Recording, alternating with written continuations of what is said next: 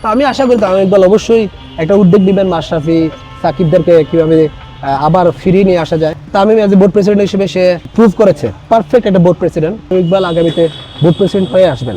সাকিব আল হাসান বাংলাদেশের আমি বলবো সর্বকালের সর্বশ্রেষ্ঠ খেলোয়াড় ছিলেন এবং থাকবেন আমি মনে করি। আর শুধু মাশরাফি না, এখানে আমরা ক্রিকেট একটা ফ্যামিলি, আমরা একটা পুরা পরিবার। আমরা দুর্জয় ভাই এখন মনে হয় জেলে আছেন। দুর্জয় ভাই আমাদের প্রিয় একজন মানুষ ছিলেন, ক্রিকেট খেলেছেন দুর্জয় ভাই। আমি ওনার সাথে খেলেছি, উনি আমাদের ক্যাপ্টেন ছিলেন, টেস্ট ক্যাপ্টেন ছিলেন। অভিষেক টেস্টে আমি ওই টিমে ছিলাম। দুর্জয় ভাই বলেন, সাকিব বলেন, মাশরাফি বলেন, যে বা যারাই, তাদের পার্সোনাল রাজনীতি তারা কি করেছিল তাদের life, but optical brighter photo catalyst active granule সমৃদ্ধ বসুন্ধরা পাওয়ার ওয়াশ, ঝলমলে কাপড়ে ফুরফুরে মন। এদেরকে নিয়ে কথা বলা যাবে না, এটা নিতান্ত মানে দুঃখজনক। অবশ্যই আমি তাদেরকে নিয়ে কথা বলবো, ভালো কাজ করেছে, তাদেরকে নিয়ে অবশ্যই কথা বলা উচিত। আর মাশরাফি সাকিব বাংলাদেশের লিজেন্ডারি পিপল হয়ে থাকবে, তারা লিজেন্ডারি আছে।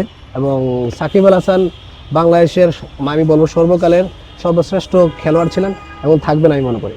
আর সাকিবকে নিয়ে যদি কিছু বলতেন, সাকিবের সাথে কোনো স্মৃতি বা এই যে সাকিব এখন দেশ ছাড়া, দেশে আসতে পারছে না, মানে কষ্ট দেখি না আসলে। অবশ্যই ভাই দেখেন, কেউ মানে কারো জন্য থেমে থাকে না। দল বা আমাদের টিম, বাংলাদেশ টিম থেমে নেই, খেলতেছে, ভালো খেলতেছে। বাট সাকিব আল হাসানের যে খেলা, সাকিব আল হাসানের যে পারফরমেন্স, সেটা তো অবশ্যই আমরা মিস করি। এটা অবশ্যই আমাদের পীড়াতে, কারণ একজন লিজেন্ডারি পিপল যারা আছেন, যারা লিজেন্ডারি মানুষ ওয়ার্ল্ড ক্রিকেটে ডমিনেট করে ক্রিকেট খেলেছে, তারা আজকে তাদের শেষ পরিণতিটা ঠিক হচ্ছে না, বা রিটায়ারমেন্টটা সুন্দর করে হচ্ছে না। এটা আমাকে খুবই ভালো লাগে। বাট সাকিব আল হাসানকে অবশ্যই আমি মিস করি। সাকিব আল হাসান যখন, আমার মনে আছে যে বিপিএলে সাকিব আল হাসান মানে বেশিরভাগ যত ম্যাচ আমার এগেনস্টে খেলেছে, আমি অ্যাজ এ কোচ হিসেবে, ও হারতো বেশি। আমার মনে আছে তখন সে আমাকে বলে, রাজিন ভাই আপনি খালি আমাদের হারাই দেন, বুঝলাম না মানে কি জিনিস, মানে এখানে কোনো কিছু কি আছে নাকি, তাবিজ তো করছেন কিনা। আমি বলি, না রে ভাই, প্লেয়াররা ভালো খেলে, দ্যাটস ইট। বাট সাকিবই ভাই, সাকিবের তুলনায় কেউ নাই ভাই। সবাই একটা প্রশ্ন করি যে আসলে এই যে রাজনীতি আসলে যেভাবে আপনাদের ক্রিকেটারদেরকে আলাদা করে ফেলেছে, বা তাদের যে একটা মানে জীবন এখন কাটাচ্ছে, মনে হয় কিনা যে আসলে ক্রিকেটটা ছেড়ে একদম মানে সময় নিয়ে আসলে রাজনীতি যদি করার ইচ্ছে থাকে, কারণ যেহেতু এটা ব্যক্তিগত ইচ্ছা, হয় কি মনে হয় কিনা যে রাজনীতিটা একটু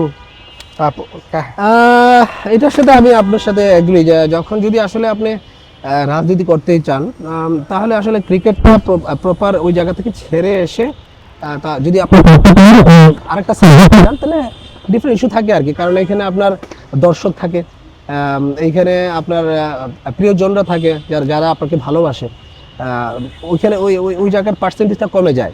তো আমার মনে হয় যে বা যারাই রাজনীতি আসুক, তার পার্সোনাল ব্যাপার, কোনো সমস্যা নেই। বাট খেলা ছেড়ে, সব কিছু ছেড়ে, তারপর প্রফেশনাল ছেড়ে যখন আরেক প্রফেশনাল যাবে, তাহলে যেতে পারে, কোনো সমস্যা নেই। তামিম ইকবাল বোর্ডে আছেন, সামনে নির্বাচন করবেন, যদি তামিম ইকবাল সভাপতি হয়ে আসেন, এই যে তিনজন ক্রিকেটার, তাদের জন্য আপনার কোনো চাওয়া থাকবে কিনা তামিমের কাছে? তামিমের জন্য শুভকামনা জানাবো, কারণ Tamim as a board president হিসেবে সে প্রুভ করেছে যে ও যে পারফেক্ট একটা বোর্ড প্রেসিডেন্ট বাংলাদেশ ক্রিকেটের জন্য। আমরা আশা করি তামিম ইকবাল আগামীতে বোর্ড প্রেসিডেন্ট হয়ে আসবেন এবং ওকে আমাদের বাংলাদেশ ক্রিকেটে দরকার। এটা সত্যি কথা।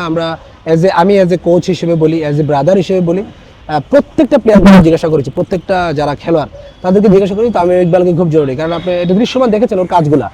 তো তামিম ইকবাল অবশ্যই তারা করছে ভাই, কারণ তামিম ইকবালের যদি আসলে দেখেন এখানে যে রিভেঞ্জ নেওয়ার অনেক চিন্তা ভাবনা থাকতো, সে বোর্ডেই প্রথমেই অনেক কিছু রিভেঞ্জ নিতে পারতো, বাট সে রিভেঞ্জ নেয় নাই এবং সে নেওয়ার পক্ষেও না। সে ক্রিকেটের পক্ষে বাংলাদেশ ক্রিকেটটা যেভাবে ভালো হয়, তো আমি আশা করি তামিম ইকবাল অবশ্যই একটা উদ্যোগ নেবেন, মাশরাফি সাকিবদেরকে কিভাবে আবার ফিরিয়ে নিয়ে আসা যায়, এটা আমার আশা।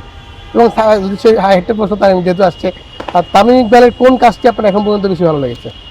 প্রথমত দেখেন, একটা হলো প্লেয়ারদের, একটা হলো ইমোশন। প্রথমত দেখেন, এসেই কিন্তু প্লেয়াররা যে ফার্স্ট ক্লাস ক্রিকেট খেলে, ফার্স্ট ক্লাসের বেতনটা বাড়িয়েছে ভাই। এত বছর ধরে দিনের পর দিন যাচ্ছে, কিন্তু ফার্স্ট ক্লাস প্লেয়ারদের কোনো মানে বেতন বা স্যালারির কোনো ইয়ে ছিল না, আপডেট ছিল না। কিন্তু একটা দিন শেষে যখন 60,000 টাকা, একটা 65,000 টাকা একটা বেতন পায়, তো দিন শেষে কিন্তু একটা ফ্যামিলি নিয়ে এটা অনেক মাইনে রাখে আমি মনে করি। তো তামিম ইকবালকে হ্যাটস অফ বলবো যে প্লেয়ারদের ফার্স্ট ক্লাসের বেতন বাড়িয়ে দিয়েছে।